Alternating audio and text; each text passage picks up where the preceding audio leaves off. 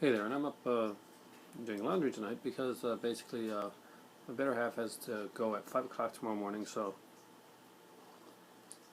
I just got the water back and I'm helping her get some stuff done so that she can rest before she has to go on that long trip. And I recently talked about Not Quite Hollywood, a really cool exploitation documentary that I think should be in everybody's collection. If you're a genre fan, a fan of, like, you don't have to be a fan of horror, you can be a fan of like action, sexploitation, whatever. This has a bunch of it in there.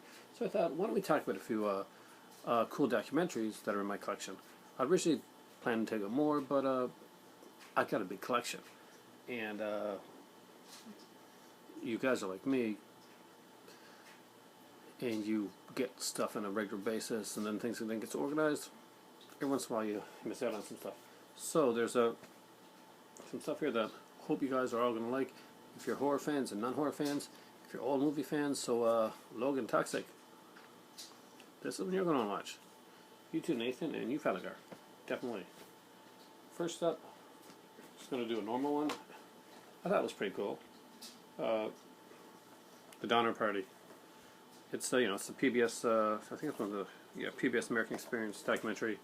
I enjoyed it. It's a really dark topic, but I like these type of things. I'm a really big documentary fan, and this basically tells the story of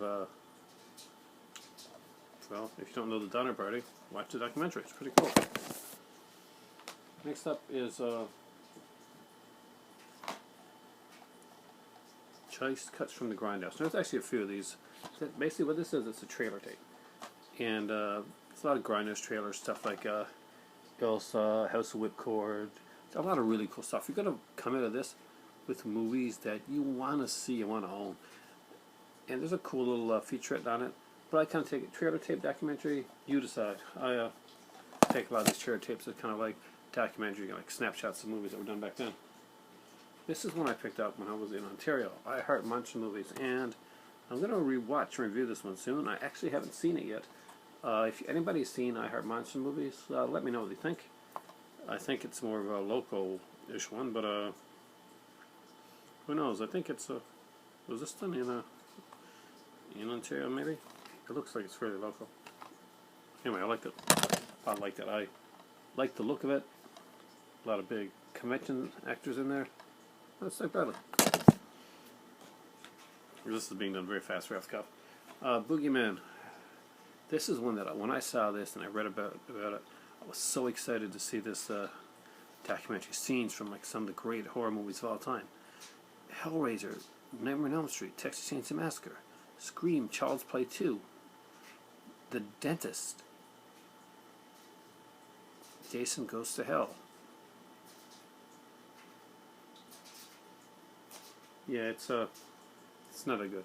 It's okay. It's a cool little curiosity thing in your collection, but it's not really very good a documentary. Nathan, Logan, I'm coming to you guys really soon. Actually, I'm coming to you guys right now. Stanley Kubrick, Life in Pictures. If this doesn't make you want to watch every Stanley Kubrick movie twice in a row, I'm not sure what will. This is an amazing documentary on Kubrick. I really, really love this. I'm a huge fan of Stanley Kubrick's movies. If you've watched my channel, then you know that I'm an unabashed fan of Kubrick, and I love the documentary. Next up is one that's not a movie documentary, but I guess it can be kind of put in there, sort of. And it's a set from the History Channel, because History Channel puts out some pretty kick-ass sets. This here happens to be one of my favorites. Clash of the Gods. It is I think it's a 3-disc. A 3-disc set. It's got one on Zeus. It's got a documentary on each of these: Zeus, Hercules, Hades, the Minotaur, Medusa, Beowulf, Tolkien's monsters, Thor, and Odysseus. So really cool stuff. Really like this. Reenactment's pretty cool. Not too cheesy, and I gotta say, there's some awesome stuff in these documentaries. This one, if you don't have this one, Falgar, Trepasser, uh, TJ Pyramid, made the Creepy Monster Spot. Yep, this is the good one. And it's kind of a classic. It talks about a franchise that often gets overlooked when you think of the word franchise. Psycho Legacy. Really great documentary. I cannot stress how good this movie is. Loved it. I mean, like, the documentary itself runs like, isn't the longest, like 87 minutes, but then there's all the features, and the features run over 3 hours long. It's a 2-disc set, and for a while, when you bought the Scream Factory Psycho 2 and Psycho 3 Blu-rays, this kind of came with it, or even on DVD, I think this came with it. So really cool. I love this set. Amazing, guys. Amazing, amazing, amazing. Now, I said I was going to get to something that specifically kind of older movie fans like. Here's a way to get some really good documentaries and get some cool stuff at the same time.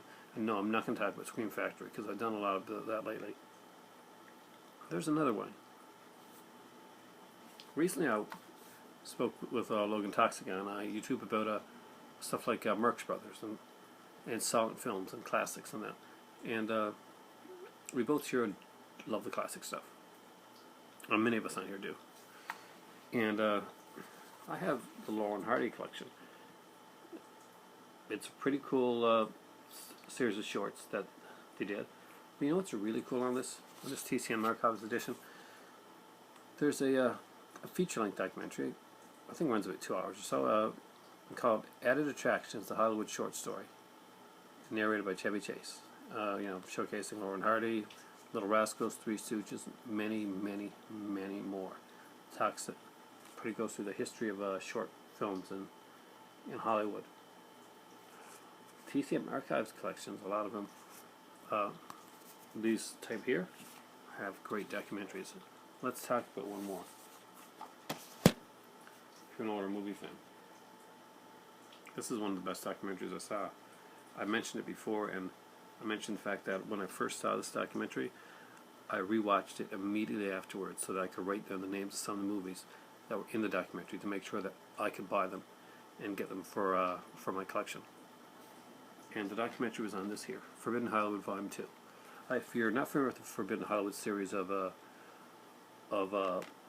box sets, what they are basically is the first 3 or 4 came out like this, and the rest of them came in the archives, the Warner Archives collection.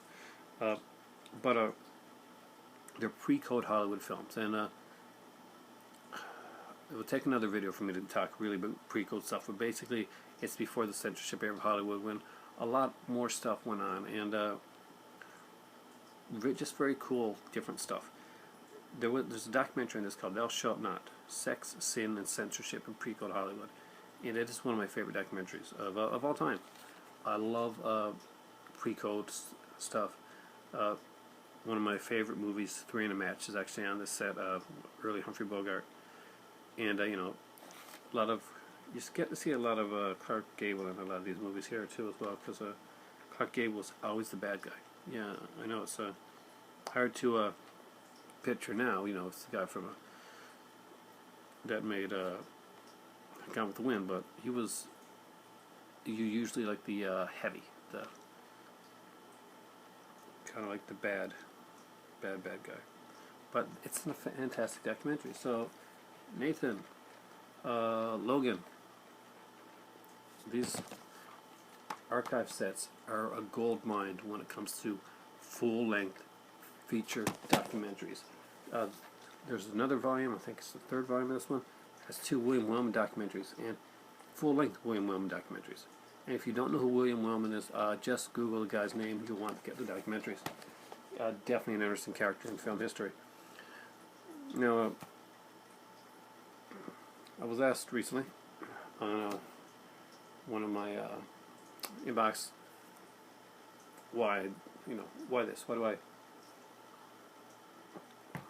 do it this way?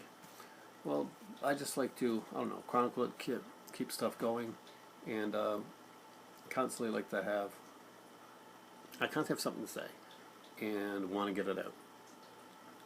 And maybe a lot of this or gets psychological and get into like sitting on the site on this couch. And so when I was like young, I was a stutterer. And when I say like stutterer, I don't mean like I stuttered a little bit. I couldn't speak words very well. So there was a lot of like when I was in grade 4 or 5, I think is when I really got to speak cool.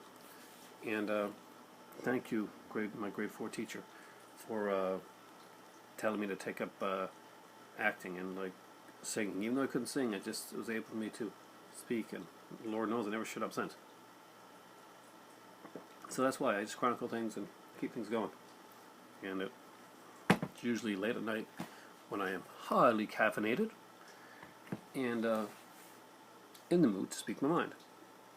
And every one of you guys inspire me to make the videos I do. I watch so many great YouTubers, and I want to like comment down there, and sometimes I don't think I comment's enough, and because you guys do such great stuff, and I really appreciate it. Sometimes I don't get to watch everything that I want to watch, and even when I do, I don't get to comment. And sometimes instead of commenting, I'll like it. I'll like leave a little comment, but then I'll come here and I'll make this video response, and I'll talk about the stuff that you guys inspired. And all your comments down below, they inspire me to make other stuff. So it's all your fault. I enjoy this. It's my little Zen place, and I hope that someday I get to meet some of you guys like Sammy, and guys like Joe and Tina, guys like Ricky, and so many others out there that I hopefully someday I'm going to get to meet and ready. Just really nice, really cool guys that deserve to. I know that I want to meet Todd one of these days. Toddy Walnuts is fantastic. YouTuber, and he lives. He's a commenter, and I think he lives fairly close to Sammy. So hopefully one of these days, road trip type thing. One of those, do a fandango. No, not the wrestler. Think of the movie with that actor when he was good. What's his name again? Yeah, Kevin Costner. For me, that's my ramble. That's my talk. Those are some documentary movies that you may not have thought about picking up, but you should. And remember, the one that inspired all this, that's exploitation. You gotta have that one. Thanks a lot for watching, and for me, it's time for tea.